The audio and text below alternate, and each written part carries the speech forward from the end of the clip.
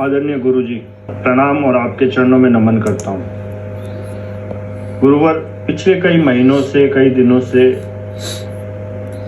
सुबह 3 और 5 बजे के बीच में नींद जग जाती है और कभी कभी मैं उठ के मुंह धो के और बैठ के आधा घंटा ओम नमो भगवते वासुदेवाय की माला भी फेर लेता हूँ। ये ब्रह्म मुहूर्त में नींद जगना, उठना, माला फेरना, माला जपना, इसके क्या मायने हैं, इस पे जरा प्रकाश डालें। प्रणाम। खुश रहिए प्रिय अजयपाल जी, हार्दिक आशीष। हाँ, ये जो सवाल आपने पूछा है ये बहुत प्रासंगिक है और बहुत मूल्यवान भी। और सवाल आपका ये है कि ब्रह्म मुहूर्त में यदि हमारी स्वतः ही निद्रा खुल जाए तो इसका क्या संकेत है। एक तो ये बात है, और दूसरा ये कि ब्रह्म मुहूर्त का महत्व क्या है। तो ब्रह्म मुहूर्त के महत्व से तो पूरा हमारे शास्त्र भरे पड़े हैं, जो कि उसका नाम ही है ना, ब्रह्म मुहूर्त, यानी परमात्मा का समय। 24 घंटे में एक ऐसी कालावधि, एक ऐसा टाइम पीरियड जिसमें ईश्वरीय ऊर्जाएं, ईश्वरीय सत्ता अपने पूरे आयाम में होती है, पूर्ण विस्तार में होती है।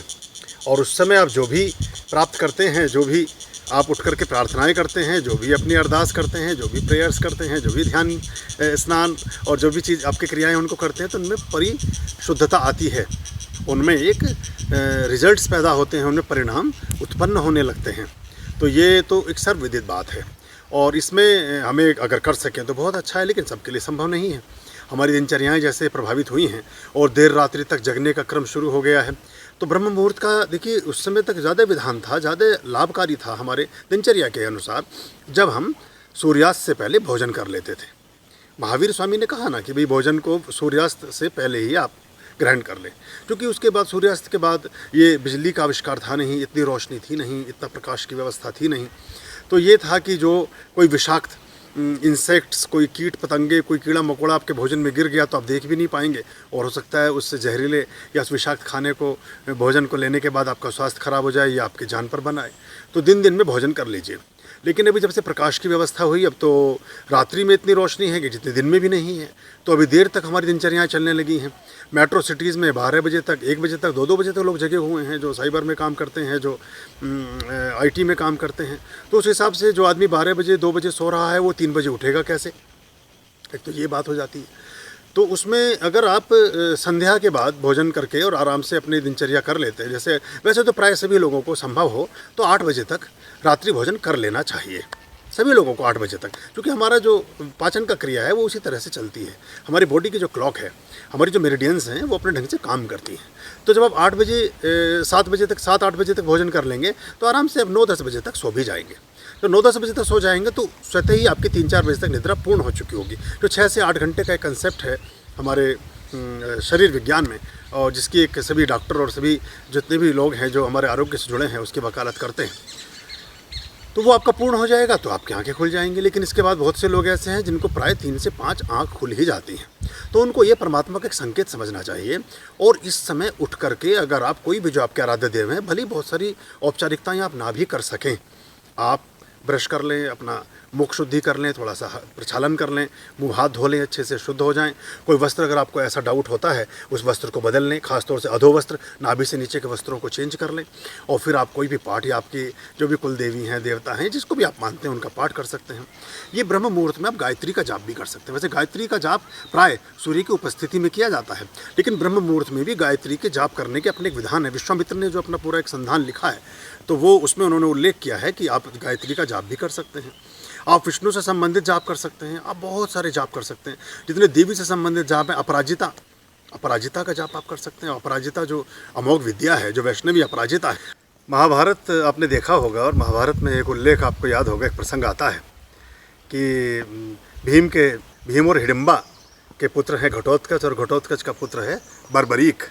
और बर्बरीक ने ब्रह्म मुहूर्त में ही अपराजिता, अमोघ अपराजिता जो वैष्णवी विद्या है उसकी साधना की, और उसको अकेले सूरमा को, अकेले वीर को ऐसा वरदान प्राप्त था कि वो अकेला ही पूरी महाभारत को समाप्त कर सकता था। एक ही दिन में, एक ही क्षण में वो पूरी महाभारत के सारे वीरों को धूल धूसरित कर सकता था, उनको समाप्त कर सकता था।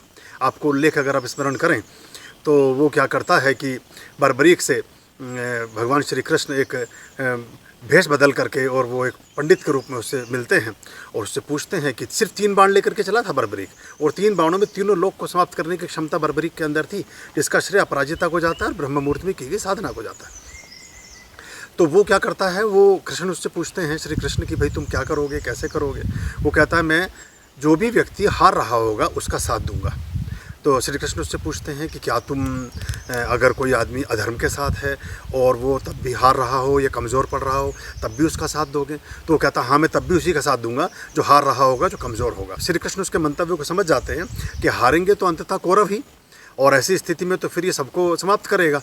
तो वो कहते हैं कि तुम मुझे इसका प्रदर्शन करके दिखा सकते हो। तो बर्बरीक उनको एक वृक्ष के पास ले जाता है जिस पर कई हज़ार पत्तियाँ लगी हैं, और बर्बरीक अपने तरकश से एक बाण निकालता है और उस पेड़ की तरफ चलाता है अभिमंत्रित करके, अपराजिता का स्मरण करके।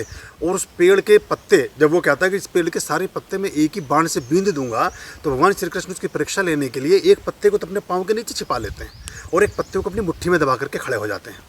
और वो बाण छोड़ता है बर्बरीक, उस पेड़ के सारे पत्ते बींध दिए जाते हैं, सब में सुराख हो जाता है, सब छलनी हो जाते हैं, सब भस्म हो जाते हैं, जल जाते हैं।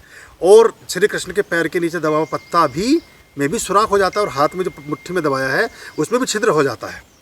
तो वहाँ फिर श्री कृष्ण समझते हैं कि ये जो अपराजिता की अमोघ विद्या इसने प्राप्त की है ये सभी को संकट में डाल सकती है। और फिर वो वहाँ सुदर्शन चक्र का प्रयोग करके उसका वध करते हैं कि ये गलत दिशा में गलत तरह से इस शक्ति का प्रयोग करेगा। तो उसलिए उसका वध करते हैं और वो फिर वरदान मांगता है कि मैं महाभारत का साक्षी होना चाहता हूँ, तो मैं जब तक मेरे प्राणोत्सर्ग ना हो, मेरे प्राण ना निकलें, जब तक पूरी महाभारत चलती है तो उसका पेड़, उसका जो शीश है, उसका जो सर है वो एक पेड़ पर टंगा रहता है और वो पूरे महाभारत का वृत्तांत देखता रहता है। और बाद में बर्बरीक उवाच करके पूरा एक वर्णन, एक संहिता भी है जिसमें बर्बरीक ने आंखों देखा महाभारत का हल लिखा है। संजय ने तो अपना बताया ही है आंखों देखा हल राजा धृतराष्ट्र को, लेकिन बर्बरीक का भी एक उल्लेख आता है जिसमें उसके माध्यम से देखी गई महाभारत का उल्लेख किया जाता है और जिसमें उसने कहा है कि मैंने सारी क्रियाओं को होते हुए देखा है कि सारे योद्धा अपना अपना प्रदर्शन कर रहे थे और अपना अपना श्रेय ले रहे थे, लेकिन इस सारी महाभारत का श्रेय और सभी के पीछे जो खड़े थे वो सिर्फ भगवान वासुदेव, भगवान श्री कृष्ण खड़े थे, इसलिए ये सब संभव हो सका, अधर्म पर धर्म की विजय प्राप्त हो सकी। तो ये ब्रह्म मुहूर्त का सबसे बड़ा एक उल्लेख हमें मिलता है। ऐसे हज़ारों पद्धतियाँ हैं, हज़ारों विधियाँ हैं, बहुत सारे अनुष्ठान और यज्ञ हैं। उस समय होता क्या है, हम जिस लॉन्गिट्यूड लैटिट्यूड में, जिस रेखांश और अक्षांश के बीच पृथ्वी होती है, क्योंकि सूर्य तो स्थिर है, पृथ्वी ही गतिमान है, तो पृथ्वी अपना विचरण करके जिस लॉन्गिट्यूड और लैटिट्यूड में आती है, वो जो ब्रह्म मुहूर्त का समय पैदा हो जाता है, उस समय सारी वनस्पतियाँ, सारी औषधियाँ अपने प्रबल वेग में होती हैं। ऑक्सीजन का लेवल सर्वाधिक होता है, ऊर्जाओं का लेवल सर्वाधिक होता है। क्या कहा गया ना पुराने उसमें कि हर रात के पिछले पहरे में एक दौलत लुटती रहती है, जो जागत है सो पावत है, जो सोवत है सो खोवत है। अगर आप जगे हैं और उसकी उपलब्धि करते हैं, उसको प्राप्त करते हैं, तो आपका जीवन निरोगी होता है, अच्छा होता है। आपकी बहुत सारी चीज़ें आपके जीवन में संतुलन को उत्पन्न करती हैं। भगवान बुद्ध ने जो चलित ध्यान की व्यवस्था की, वो सूर्योदय से 1.25 घंटे पहले जो है, लगभग वो भी ब्रह्म मुहूर्त में ही आ जाता है, 3 से 5 के बीच का जो समय होता है, उसमें ही चलित ध्यान कराते थे भगवान बुद्ध। अपने जितने भी उनके दीक्षित सन्यासी थे, जितने दीक्षित शिष्य थे, सबको लेकर निकल जाते थे और चलित ध्यान की व्यवस्था उन्होंने की और उसी में सबसे ज़्यादा उनको लाभ प्राप्त हुआ जितने शिष्य उनके साथ थे। तो ब्रह्म मुहूर्त की बड़ी महिमा है। अगर आप निर्लिप्त भाव से कर सकें, अगर आप स्वांत सुखाई के साथ कर सकें, अपने आत्मस्वरूप में रहते हुए कर सकें, किसी प्रेशर से नहीं, अलार्म लगा करके नहीं, जबरन नहीं उठना है। अगर शरीर ही आपकी मेरिडियंस ही स्वस्थ नहीं है, आपका चित्त, मन और मस्तिष्क और शरीर ही अलाइन नहीं है, ऊर्जस्वित नहीं है, तो जो भी करेंगे वो सब एक तरह से आपका फिर औपचारिकता भर हो जाएगा। तो आप करें, अगर आपकी 3 से 5 आँख खुलती है, बहुत शुभ है, बहुत अच्छा है। जो भी पाठ आपको अच्छा लगता है उसको कर सकते हैं। जिस वैष्णवी अमोघ विद्या अपराजिता की बात मैंने की, उसका स्तोत्र हमारे ही चैनल पर पड़ा हुआ है, अपराजिता स्तोत्रम के नाम से। आप जो भी आपको अच्छा लगता है आप लोग कर सकते हैं। जिन लोगों की स्वतः आँख खुलती है तो संकेत भी होता है ईश्वरीय सत्ता की तरफ से कि वो आपको जगा रही है कि आप उठें और उठ करके अपने जीवन के पुण्य को अर्जित करें, अपने जीवन के श्रेष्ठ को अर्जित करें, अपने जीवन की अच्छाई को आत्मसात करें। आप सबका जीवन ब्रह्ममय हो, सुखमय हो, शांतिमय हो, प्रेममय हो, आरोग्यमय हो। ओम स्वस्ति अस्तु।